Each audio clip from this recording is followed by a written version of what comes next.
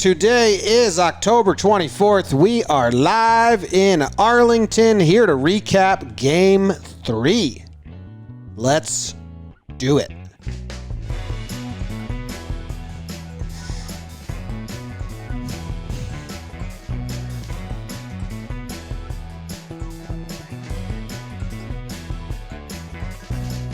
Hello and welcome to Talkin Baseball. If we sound a little different today, it's because we're not in the Roosevelt Studios Bronx. We're in Roosevelt Studios Arlington at a house about a block away from what's Dallas Stadium? Yes. The Dallas Stadium. Globe Life. Globe Life. My name's Jimmy. Jake is sitting right next to me. Producer Bug's set up already. Trevor Plouffe is on his fishing trip. Had some connectivity issues. We'll get him in later on, but we still got a Game 3 to recap before we really get settled here. Jake, how are you doing? I'm good, James. I'm good. We just flew in, Ubered here, met with the Airbnb people, nice folk, some good Texas high school football chatter. The Bishop Bros of Alolita. Giving away our location. We just told you we're by the stadium. Yeah, no, really nice people, but now, the baseball switch is back on, and it's kind of, it's been a whirlwind 12 hours for us, thinking that this World Series game was still last night, but it was supposed to be the pitcher's duel for the ages. Walker Buehler climbs another step on the ladder in, playoff pitcher history. Charlie Morton comes back down to earth for the first time in a while. And the Rays might be in a little bit of trouble. Yeah. What were you saying on the stream last night? I forget. I was blocked out. You forget. I have some thoughts and stuff like that. Okay. I have something for you, Jake. Yeah. This postseason Yeah.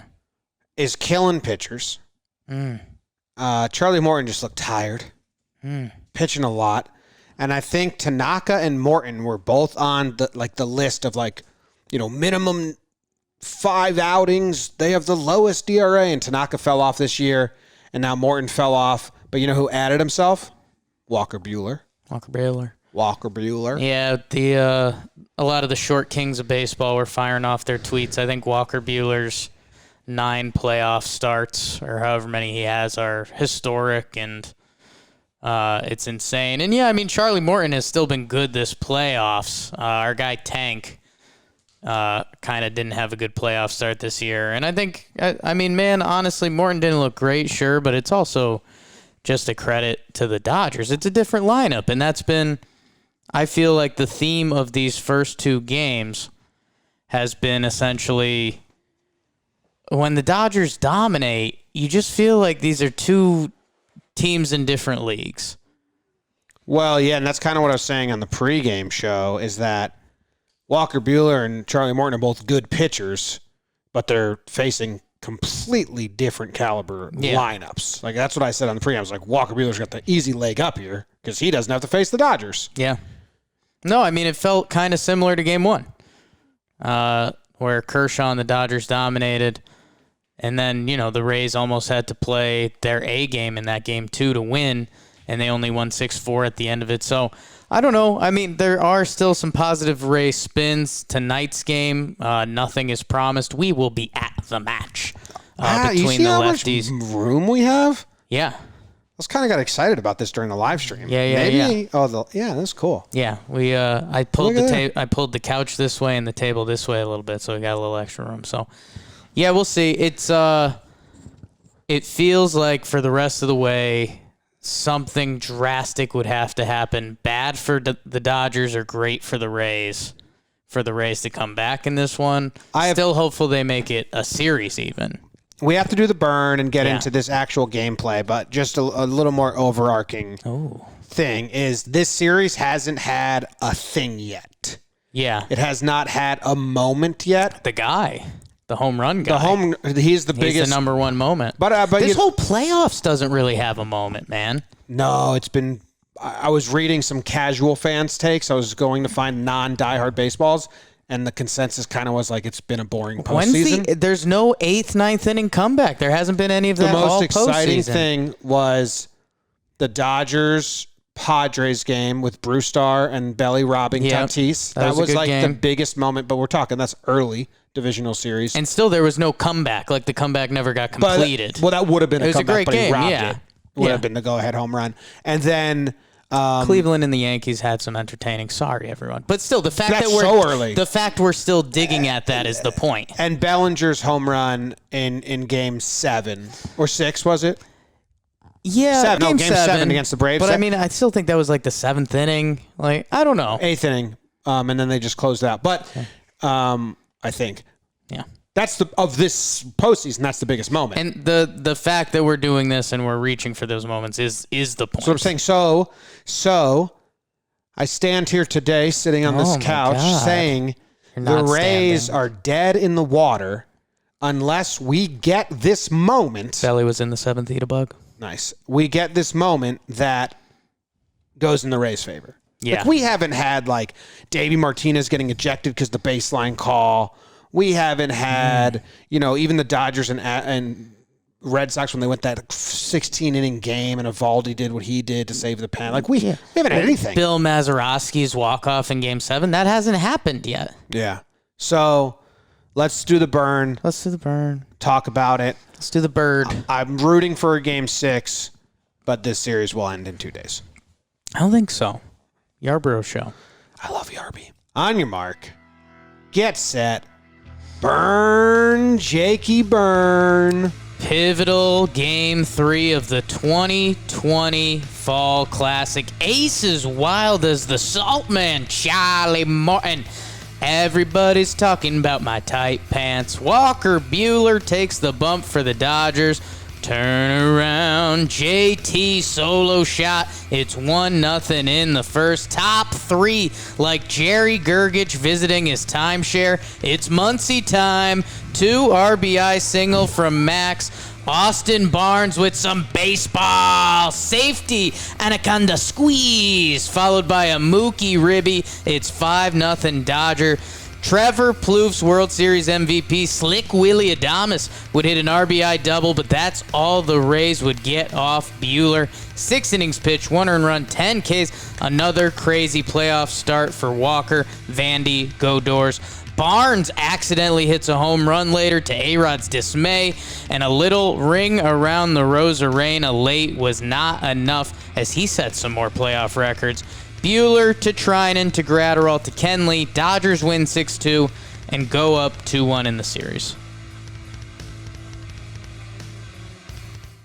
Very well done. What was the Muncie line? I was reading Trevor's thoughts, and then BBD let out a big giggle. Yeah, I got BBD. It's a good. If you're a Parks and Recs fan, I mean, it was a good one. It was top 3, like Jerry Gergich visiting his timeshare. It's Muncie time. Muncie. Jerry famously has a timeshare in Muncie, Indiana, because that's the most Jerry thing that you could think of. That's good. It's good. Good job. Trevor's thoughts on the game. I was trying to do some safety squeeze jokes, but they all came out like too heavy.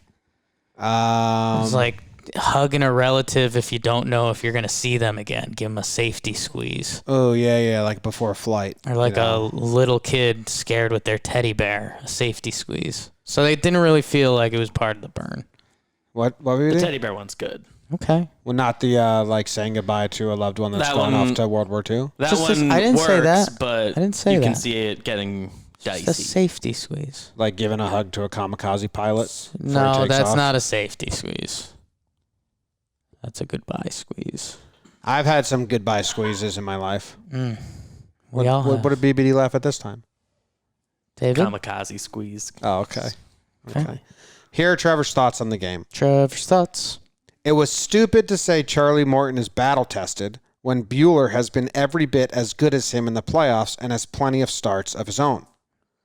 Seager's at-bat against McClanahan, whatever he put in parentheses, was as good as you'll ever see, 98 to 100, left on left, and he kept taking balanced hacks. I told my brother that he was going to hit a line drive to left, and he did. He is so locked in right now. It's a problem. Balanced hacks would be like a cool thing on like a crime scene report. Like, like that's how you link a serial killer. Like all of these slangs have really balanced hacks. This guy knows what he's doing. Okay. Just getting my Horatio on. Yeah. Went on an airplane, so Okay. usually thinking about Horatio. Yeah. I'm the most pathetic man in the world. Okay. Okay. Yeah, the Dodgers just outdid everyone. Our dude Justin Turner, Jake, had a really good game. Couple nice plays at third. One really good pick at third. I think he had the home run early. He had the double later on to really add insult to Charlie Morton's day. Is he like World Series MVP right now? Is it Buehler? It's only one start for Buehler. I don't know. And the other thing is, I'm going to pat myself on the back because I guessed that the score would be somewhere around 6-1. And then I told you guys that they were going to go Gratterall, Treinen, Kenley. I said when we were debating the bullpen, I said it's going to be Buehler, Gratterall, Treinen, Kenley. And they're set up fine. Dodgers are set up so good. Yeah, Treinen, Gratterall, Jansen finish this one. Jansen gets clipped. And I know some Dodger fans didn't even want him getting used. You kind of had to get him in there. And yeah, I mean, they used the good bullpen up 5. And no, I wasn't debating you that those 3 are their best guys. I think my whole argument on that is that other guys are going to be needed the rest of this series. Do you still think that? Yes. Okay. Because I think we're going 6 games, and they're going to burn guys. I mean, it's a 90% overlap because how important are those innings? I don't know. It depends how the games play out. But I think if we go 6, they're going to need those other bodies. And like we've seen the rest of these playoffs, I think the Dodgers may even be willing. Like, if you're the Rays, the importance on getting an early lead with the way teams use bullpens now is so, so important. Because the Dodgers will literally let a game go. That's what I said. That they don't need May or Gonsolin to be good. They can just lose that game and then win the next 2. Right, but and this also ties back into where we started about these playoff games. We haven't had the moment yet. We haven't had a tie game where teams are using their good bullpen and then they're burnt them out for the next day. That's kind of why these playoffs haven't been exciting because we've seen teams constantly be like, okay, we're down. We'll lose this game. Let's set up for the next 2. And that is why I think we're going to get at least 6 games because I do think the Rays are going to get on top again, and then you'll see the Dodgers go Baez Kelly, Baez May, Baez whatever. Yeah, we're getting a little into pregame show here. Yeah.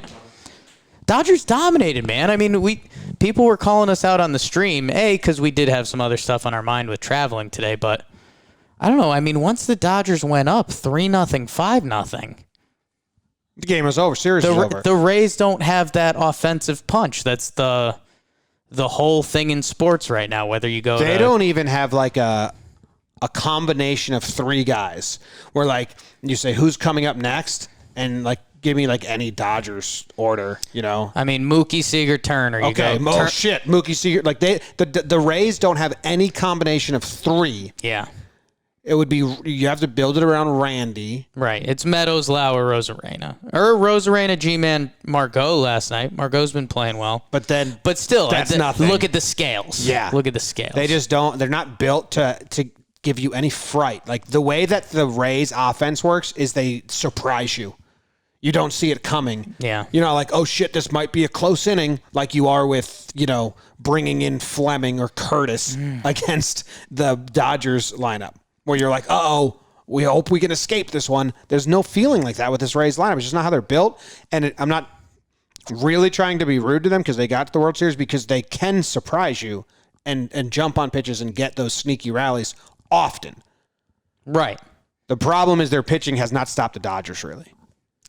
Yeah, and 3 games. They won the second one, but no, it feels. Yeah, it is only 2-1, but it feels like the Dodgers are up 7-0. Yeah, it's 2. To go cross sports a little bit, it's kind of the new age of sports where the Dodgers feel like the Kansas City Chiefs. Like even if the Dodgers were down 3 runs early, they're like, it's no thing. We're still gonna have 3 more times through our lineup. Problem solved. Tampa's almost like a defensive football team where it's like, hey, if they've got a lead, they're pretty good. That defense can stand up. But if they go down, they can't come back. It's almost like the Dodgers can play their backup catcher, and he can have a sack, RBI, bunt, and then also have a home run in the World Series. That was impactful. The bunt, not the home run. And then the A-Rod hates it. And then the Rays put in the sheriff his first World Series appearance. Good for him. Good for him. Sharif. I mean, that's basically that game was boring. Charlie Morton got, but Walker Buehler was very impressive. Yeah, and we, as we arrived in Texas, it's kind of part of the reason I don't listen to a lot of MLB analysis because you don't want to steal people's takes. But Greg Amsinger, if I'm saying that right, he was saying like, yo, if you're the Rays and we're talking about bullpen usage and all of that, they went Morton to Curtis, Sheriff, Thompson, McClanahan. Because they're down. So the Rays almost need to start playing do or die baseball, I think. With the off day coming up with these two games, you kind of need to go to the good guys no matter what. And with Yarborough, I think they're able to do that too because it's not Snell, it's not Glass, it's not Morton. Yeah, so this is where Trevor Plouffe, our co-host, is not. He has too much of a player mentality. It's too hot. Sorry to talk about you, Trev, while you're not on the show, but I guarantee. Let's shit talk. I guarantee he's not listening. But because I'm going to use words and then he semantically will disagree with them. Okay. The Rays were the Dodgers were up 1. They didn't scratch and fight and claw to win game 2. The Rays are tied 1-1. They don't have a lead. They don't scratch and fight and claw. They throw a guy that they've thrown for the first time in the World Series. They burn a bunch of pitchers that aren't a winning effort squad. And that's why this World Series, I think, and these playoffs are boring, like you're saying, because when teams are down, they're just saying, okay, well, if we come back, that's great, but we're not going to really kill anyone. And we're seeing it's like Morton's the only winning pitcher that got beat yesterday for the Rays. When the Dodgers lost, they didn't have a winning pitcher get beat. Victor Gonzalez has been very good, and he was good in one inning, but it's a lefty out guy for them. But we're not seeing we haven't had a late inning comeback against a good pitcher because teams are kind of like whatever the game is, they're kind of like, oh, this is the game, and now the Rays are gonna hopefully after Yarborough use their good pen. But where I'm out is that I don't think they have a good pen anymore. Right. You're currently out on Fairbanks. I think they're tired. I think they went to 5 games, they went to 7 games, and they leaned on them so much. Anderson has 6 of 8 earned runs. Fairbanks has been getting got lately. Castillo looks really good, and they've actually limited him the most in a weird way. And that's the other thing. I mean, and after with yesterday and the off day before that, the Rays' good pen hasn't pitched in at least a couple days, and Castillo's only pitched. I think my stat was it's 0.1 innings in the last week.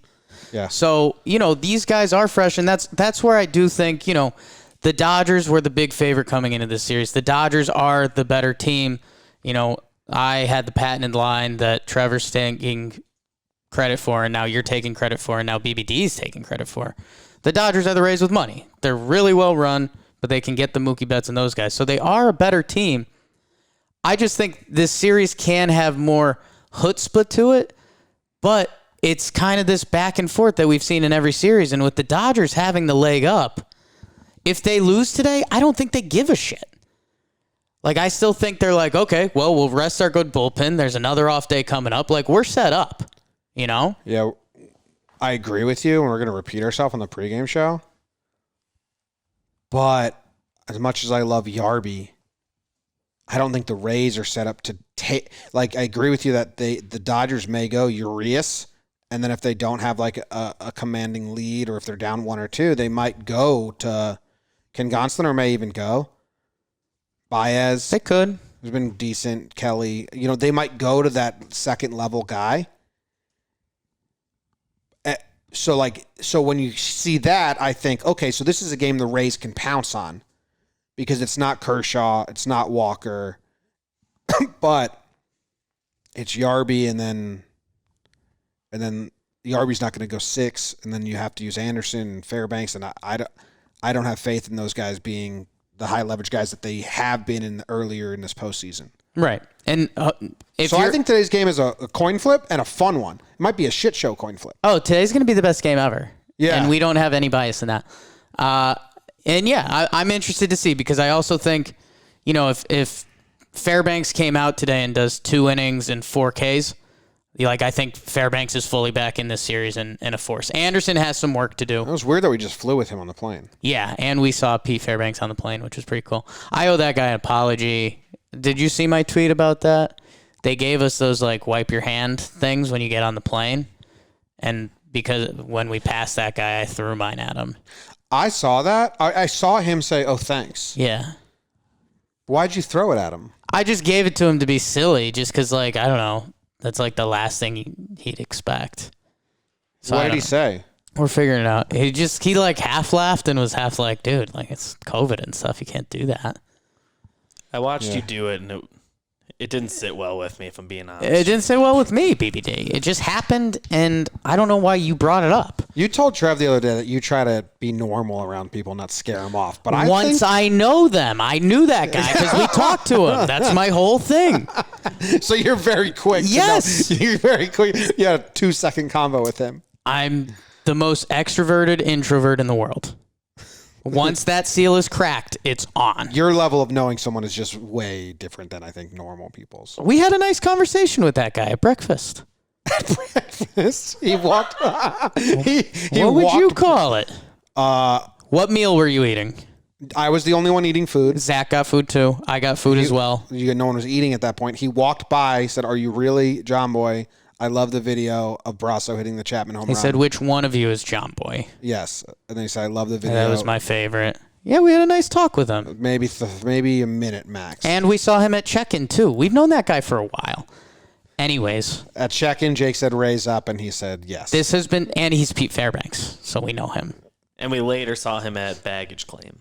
Thank you, David. I do think that we're basically dating. I do think that he is Fairbanks' brother. He's related. Paul. Where's Fairbanks from? Find out. So let's spin this back to the race. Because, Justin Turner played great. Mookie stays hot. He's an MVP candidate. We're pretty hot on the Dodgers for this series. If you are the Rays and you're grasping for some straws, Arozarena hits another home run because he's a nut job. And he does hit it off Kenley. Mm-hmm. So, again, if we're talking about things that could be impactful in this series, A, is Kenley back to being a problem. If a Arozarena comes and B, is a Arozarena special. Yeah. So if you're the Rays, you can still hang your hat on that a little bit. And with Urias today, the lefty, Arozarena's numbers were crazy against them. Your penis. Clip him in the first inning. Get a lead. Problem solved. Boom. He's too young. Okay. Urias only gives up home runs. Fairbanks' brother? Fairbanks is from St. Louis, so... How many brothers does he have? How many brothers does he have? And does he have a brother named Paul Fairbanks that lives in New York City? Wikipedia doesn't give that much on the personal lives of Pete Tampa Fairbanks' Bay brother. Rays. I'm But not his father, connected to Shane, the played Wi-Fi. college baseball for the Missouri Tigers and was a minor leaguer in the Houston Astros organization Shane in 1983. Fairbanks. But Shane Fairbanks. Okay. What else happened in this game? Nothing really.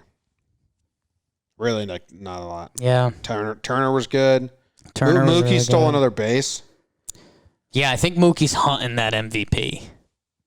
Ooh, you think he's stealing bases for no reason? I think he's liking that he's getting love for the taco stuff, but I also think Mookie's trying to pad the stats and get that MVP. Ooh. I think it's an okay thought. Muncy 2 for 4. Jocktober got a hit.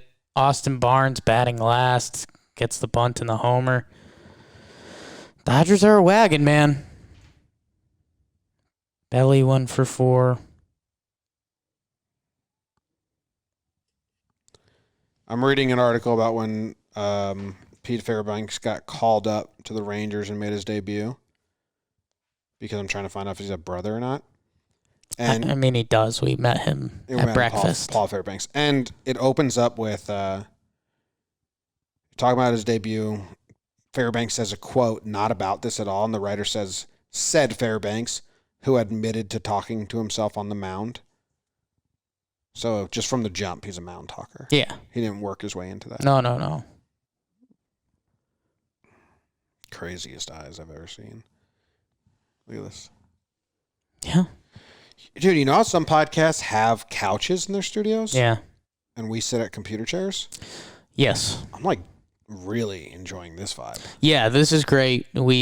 I thought we were going to do a lot of content when we originally set up the office from the comfy chairs, but that hasn't played out as much. And we'll reevaluate going forward. We need a lot more equipment to do that. Yeah, we got some. Come check it out tomorrow night as we stream. But tonight we're going to the game. Going to the game. And we'll be doing pregame show. And sorry that this wasn't on Patreon, and sorry that this wasn't live for the patrons. But and we're sorry. You understand. If you listen to us and you know the guy that flew with us today and he's our best friend and I threw something at him, reach out. And that's the episode. We'll be back later. Love y'all. Goodbye.